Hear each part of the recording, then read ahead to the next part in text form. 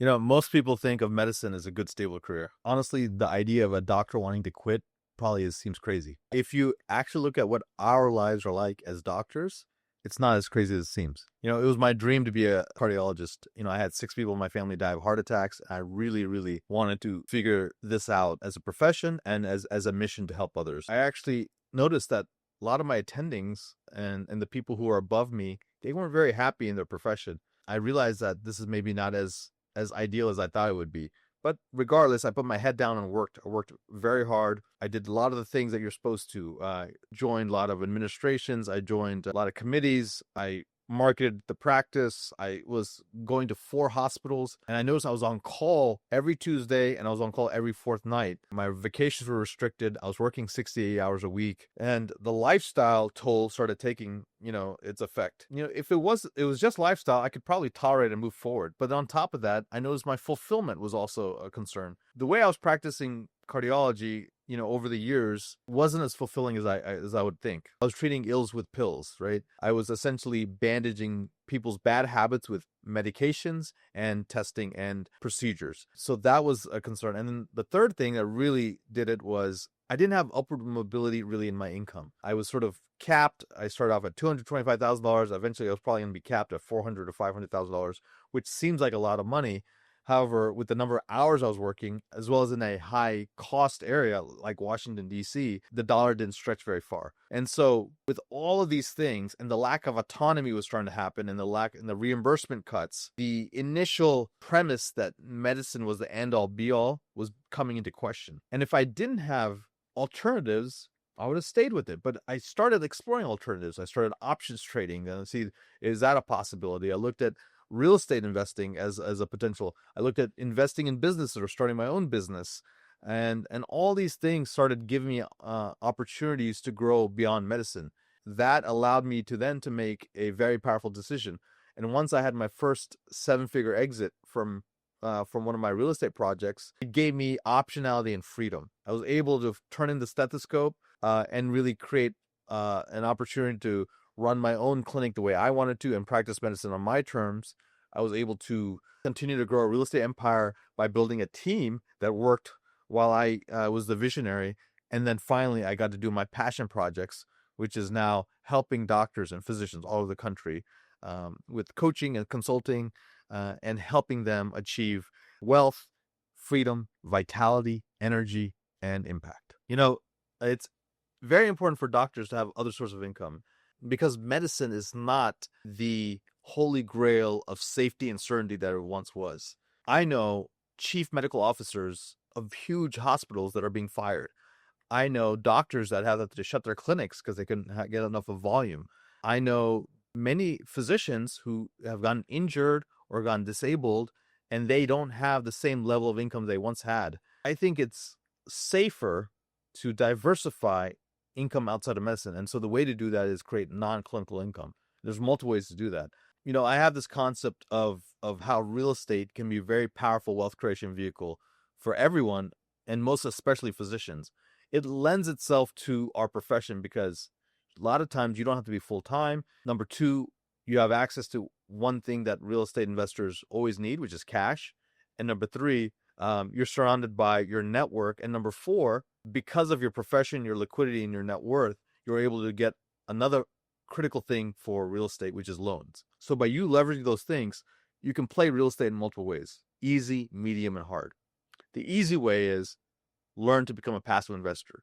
Find deals that make sense, learn about them, vet the sponsor, understand the asset class, do all that homework one time, and then continue to reinvest with that sponsor over and over as long as you're hitting your return profile, right? That's called being a limited partner. That's called investing in a syndication or an investment vehicle as a JV or joint venture partner, but you're more of the money partner and someone else is doing more of the sweat equity. People are wondering, hey, what are the type of returns I can get? Well, as a limited partner, you can probably get, 5 to 7% cash flow year after year.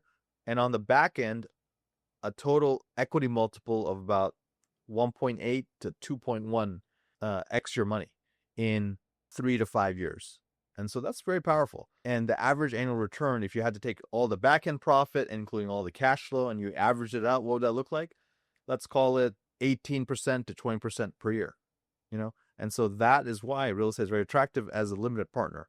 And you also get the benefits of bonus depreciation, which is a way to take the property and using a tax strategy called cost segregation, you're able to take all of that and offset passive income, the income you're getting from the property and other type of passive income.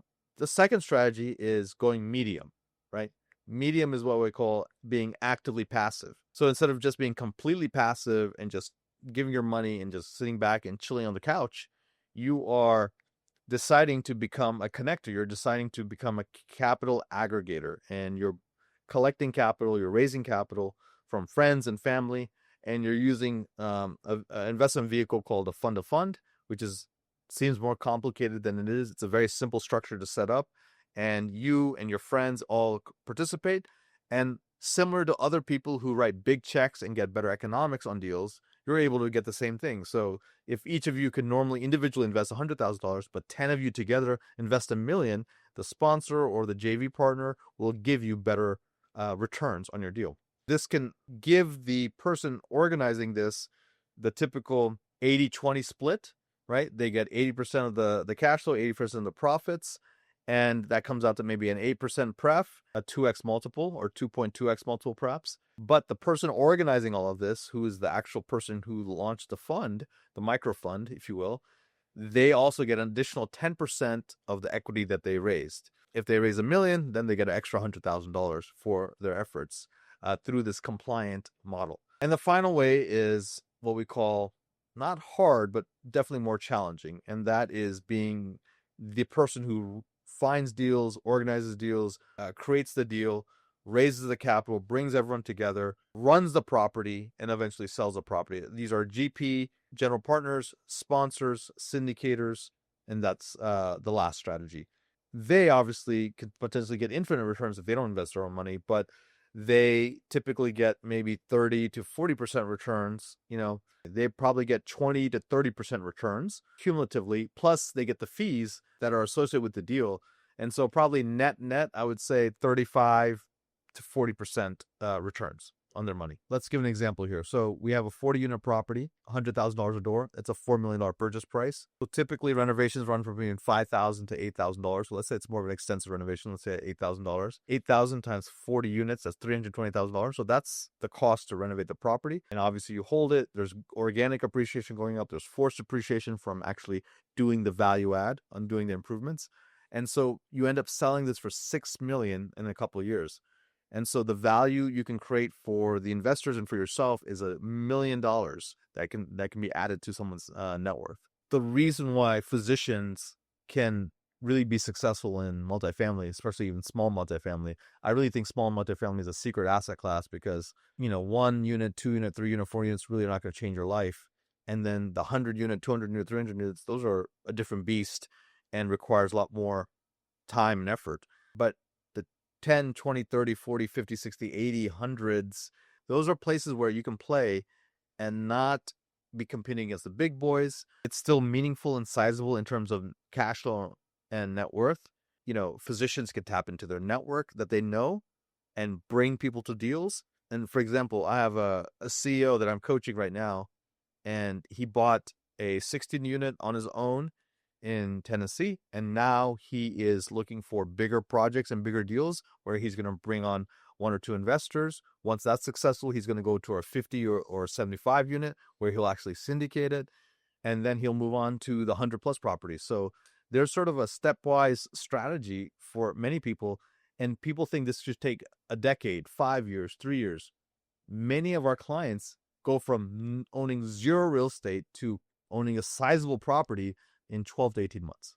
A lot of people ask, hey, real estate seems risky. And they're absolutely right. Real estate is risky. So is stock investing. So is starting a clinic. The way to de-risk yourself is 1, have absolute clarity on what you're trying to achieve. Number 2, find a mentor or a coach or an advisor or an expert who's already done what you want to do. And number 3, make sure you have enough capital, enough team, enough leverage, and enough time to hit your goals. And number 4, as a bonus, it's potentially using partnerships to get there faster. The shortest I've seen someone buy a multifamily, call it a 20 unit, is probably 3 months. The average time is about 6 to 8 months. It's very rare that someone needs more than 12 months to buy a 20 to 40 unit. So people are wondering, hey, is buying a multifamily realistic? How long does it take? Is it something a physician can do who's already working full time? And so let me answer some of these questions. So a typical physician is working probably 50 to 60 hours a week. The first thing we would do is we would help that physician free up time. In most cases, unless some people are doing some insane amount of surgeries or work, there's a lot of dead time in a physician's calendar that can be harvested. And so usually we free up at least 10 hours of free time for that person. So that 10 hours is all you need in multifamily to get started. Eventually, probably 15 would be a sweet spot.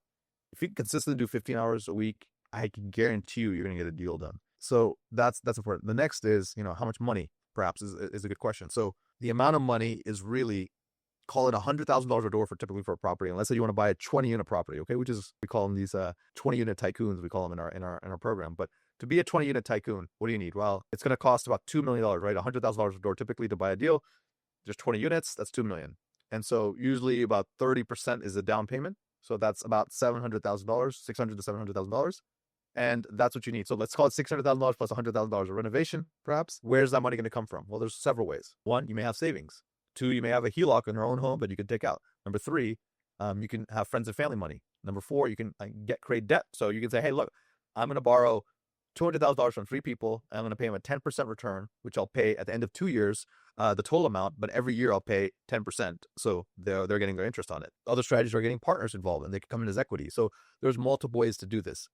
The interesting thing is why I think physicians are almost built to do multifamily is because they're high income, low net worth individuals, and they don't know how to effectively leverage their high income. And this is one way. So if you want to practice medicine on your own terms, I think it's quite simple. You need to learn to have alternative streams of income outside of your clinical W-2. You need to learn to cultivate alternative streams of income outside of your W-2. First, figure out how many hours you want to work, right? Do you want to go down to 4 days a week, 3 days a week, 2 days a week? What is it you want to do? Figure out how much money we need to replace. Let's say you make $500,000, so $100,000 per day. If you go down to 3 days a week, you have to replace $200,000. Okay, great. Is that pre-tax or post-tax? So that's pre-tax. So how much post-tax do we need to replace? So that's probably like, I don't know, $150,000, let's say. So now we have to replace $150,000. So how are we going to do that? Well, we're going to start building these income streams. So perhaps is it real estate? Is it coaching? Is it consulting? Is it scaling clinics? Is it investing in the stock market and doing coverage calls? What is it that we need to do that is going to start creating that extra income? That will help you create that financial independence that we're all looking for, which is essentially learning to take your non-clinical income to replace your clinical income. If you want to learn more about real estate, check out this video.